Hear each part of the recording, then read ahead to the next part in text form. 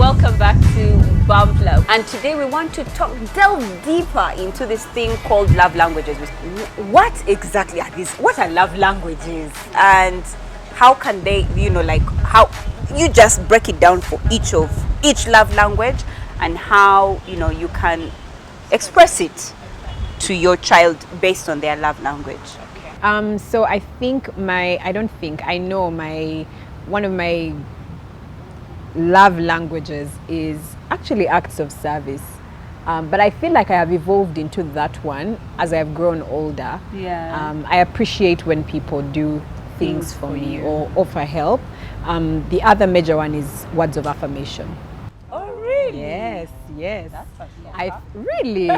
for you. You would know. Yes. You would know. Like, for me, it's not. It's not. Words of affirmation. I feel that somebody cares about me when they affirm me or when they say things when they notice positive things about me and point them out. So words of affirmation, That's yes. true. That's very true. So you get your touch. Oh, thank you, Barbara. I'm a words of affirmation first, more than anything else. But then I also don't like the one where people are lying. You can tell, and when it's your love language, you can tell. You can tell that this one, they're piling on. Like you've said it so well, it's piling on a little too thick. Yes. I like when people are really cognizant of like that thing where you've done it in the secret, but it has come out in the light, and somebody is able to tell. And that for me, that's that words of affirmation, absolutely. And then the second one, so before it used to be quality time, but as I've grown, I have evolved into gifts. Really? I have specific gifts. Okay. Yeah, I need to be very clear. Money. I need to be very clear, but I know that one of the things that I think even Gary talks about it, like as your life changes, certain things change about you, and so the way you express and experience love can change. So mine actually did change over time. Yeah, so Ruby's gift store is a good place to start. Okay. Thank you. So my primary one is quality time. Yeah, and it's always been quality time. And then the second is now gifts. It used to be acts of service, but now it's gifts. Yeah, and for me it doesn't even matter how big the gift is, even if it's a leaf, like carry for me, pick a flower. Pick a flower and from the tree and bring it. That's enough. And then my list is physical touch, like List or space. Like give me space. My private space. So then, now if we move on to our children, what are their love languages, and how did you find out what their love language is? Micah thrives and lights up when you say nice things about him. When you notice, oh my gosh, you look really nice, and he's almost shy, almost like blushing. So words of affirmation definitely, and I think quality time as well. Quality time. I don't know if it's because we do a lot of things with him, therefore he has grown to like spending time with with his family. But I can tell that if we're building anticipation towards something, whether it's a trip or we're going out to eat pizza or we're taking him out for a play date, it's like something really, really nice to look forward to. So I would say those two, words of affirmation and quality time for Micah. Interesting. Okay. The fortune. How are you managing? I have one who loves touch. Really? And here we are. Like I found out, of course, that's his love language, because every time he's near you, he'll be touchy, and you're like, oh, I need my space. And then you remember, you're like, oh my God, he needs his touch. So you get to touch him a bit. That's the one I struggle with. The rest, quality time, I always find time and give them their quality time. So who's for quality time? Like, what are their different love languages? So Dean is quality time. Okay. The rest are, I think all of them are words of affirmation. Like Rachel has said, they light up when you tell them nice things. But then words of affirmation for all of them. But Dean is one who is a bit different. That touch is one that comes in. Like, he's the only touchy person. Even my baby is not touchy. For her, she just wants her quality time and words of affirmation. Tell her, sorry, you look nice. She's like, really? Yeah, so I feel like those are the three that stand out for all of them. There's one that is just different with that touch. In my case, if I start talking of all of them, there are many. We need to move on. But I think my first and my last is words of affirmation. But I think all of them. That's why I really wanted to find out, when they say affirmation, does it always mean something positive that you want to hear or that you need to hear? Great question. But according to Gary Chapman, it's really words to affirm. To affirm them. So usually those are positive as opposed to Words of encouragement, words of Yes. encouragement, Yes, affirmation. I think everybody thrives on words of affirmation. That's why we have to be really careful with our words. They do stick. But my daughter is like me. Like now we can want to talk to each other, like maybe 1 week to coming back, 3 weeks to coming back. Then when she comes, we just be there on the bed. That's quality time. Auntie, hold on, I'm getting there, because all these things they come.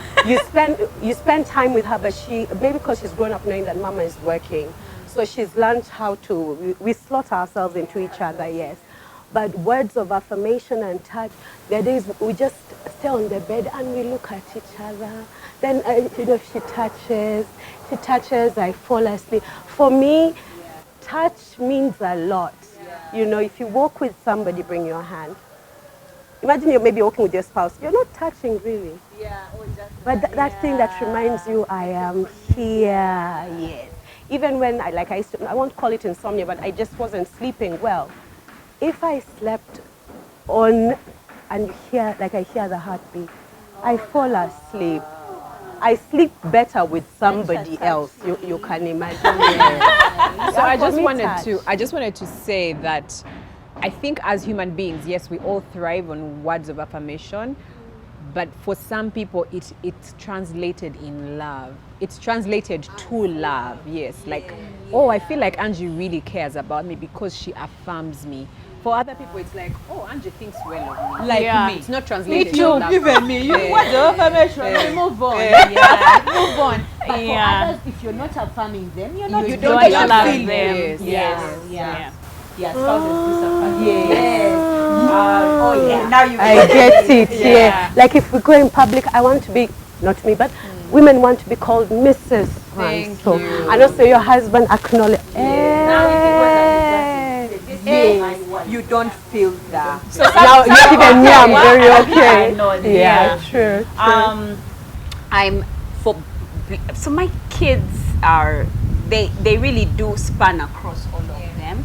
So Bianca is a words of affirmation and an acts of service. So I'm be working for her. But she also does work. I don't know if you guys have seen her. She does. Like she's always trying to assist anybody around her. So she's really words of affirmation and acts of service. Then Blake is quality time and physical touch. Yes. So you have to spend time with him. He's always wondering how you're doing, and he has those ways of stealing moments to come and be close to you, spend time with you, and then go away. And then when you're with him, he wants to look you in the eyes and and marvel at you that you're there. So when you said that, I was like, I recognize that so much. Yeah. So I have two daughters. One is 2. And when she was younger, we used to say this child is clingy, she's clingy. But now I recognize that her love language is physical touch. Like she will always come, hold your elbow, hold you. And for her, she wants skin to skin. Like if you're in a lot, she will pull. If she's on your back, she will pull down your top to make sure it's skin to skin. That's so cool. So, and so I had to learn that, okay, this is her love language, because me, I would be like, child, move away from me. But so now I have to embrace her and say, and just hold her for some time, and then she's okay, she can move on to the other thing. And then the other is the complete opposite. Physical touch, do not touch her, do not kiss her. If you kiss her, she will wipe it off. Oh my God. Even her own mother. Are you serious? Yes, she will wipe it off. And then when people carry her, she's always trying to wriggle herself out. But hers is quality time. So if you give her time she'll always say, come and sit with me, let's watch this together, let's read a book together. If you're cooking, she wants to come and cook with you. So quality time is what does it for her. Yeah. So how are you guys managing? Because, you know, for many of us, there are similarities and there are differences. So how are you guys actually expressing love to your children in their love language? Because that's what Gary talks about. Says if you want to show someone that you love them, you show them in their love language. So how are you managing? Especially for this ones of skin to skin, who don't even like physical touch. Like, how are you doing that? Yeah. I think for me, the one of quality time, because mine is quality time, it's easy. Yeah. But of course now there are times when I need to work, I need to. So what I've learned is first give her the quality time, then go and do other things. So I'll even put boundaries and say, okay, we're going to read for 5 minutes, and then after that I need to go and do this, and she'll be okay with that. And then after, we will do this together. Then she's okay. So putting those kind of boundaries on how much time we are going to spend together. But then even for her dad, I know that she thrives on it. So when he comes back home, I'll be like, you need to go and sit down with her, do a puzzle together, read a book together, and then she feels it. Then for the one of physical touch, I've just learned to hold her. Sit down. If you're watching a movie, don't let her sit by herself. Hold her. Oh, that's nice. Yeah, because she's only 2, so she can be carried. So sit down with her and hold her. When she I wonder. She's coming. My son, who is 10, is the one with that love language of touch. He's 10 this year. So how are you managing? For me, how I'm managing is just prioritizing. Like, I have to remind myself all the time when I'm with them that, you know, that being intentional as a mother, you know, being so intentional to show them love. And I remember it came out so strong last year. That's when it actually dawned on me. I'm like, oh my God, all 4 of my children have these different love languages, and I have so much work to do to ensure that I'm fulfilling all their love languages. But I prioritize and I give each one their space. Like the touch person, they don't want the touch all day, 24 hours. That's true. When you see him coming, because my daughter is 2, but she will not want to come and sit with me to watch a movie. And then Dean will come and he's all throwing his head. And then you almost push him away, and then you remember. So you embrace it and just, you know, just show him that love. You know, it's not an all day, every year thing. Quality time is my language, so it's easy for me. I prioritize. Let's go to the beach. Let's go. I love those things. Yes, you do. Yes, you do. I love those things. So, you know, quality time for them it's easy. Only that sometimes you get so busy as a mother, but just being intentional. When do I fix time to still, you know, show them this that they love? So that's how I'm going about it for now. Words of affirmation, I'm trying to do it constantly. It's not my love language, because sometimes I forget to affirm people. But I'm trying to encourage myself to always remember to affirm when I see something nice. So for me, so Bianca, like I said, she's words of affirmation and acts of service. So when she does some really nice things, I affirm her. I kind of do a twist, so that, because to be honest, as a mom, one of the things that we are lucky for is, in terms of her love language, naturally I'll always do stuff for her. Right? So she'll always feel like, oh, my mom loves me. Like, she did this for me, and she did this for me, and you know. So I found it's been very helpful to the fact that I'm a mom. I meet her love language, so I don't really have to think too much about it. In terms of words of affirmation, I always have to remind myself every time she does something, I affirm her. But also because that's my love language, I see where her hunger is. And I can recognize it and be able to give it to her. Then for where it comes to Blake's love languages, most times I do group work, quote unquote. Quality time, I have an alarm that says spend time with the kids. 1 hour of my day, I put down everything. They put on the TV, they put on whatever they want to do, and I spend time with both of them. Like I've said, that one I do group work. That's rules. Because now there Bianca can get some time also, but Blake appreciates it more than Bianca does. And as God would have it, when we are doing that group work of quality time and doing, who comes close to me? Blake. In my case, since they are bigger, I'll tell you this. You're going to look back at what you thought was their love language as children, and it's completely altered.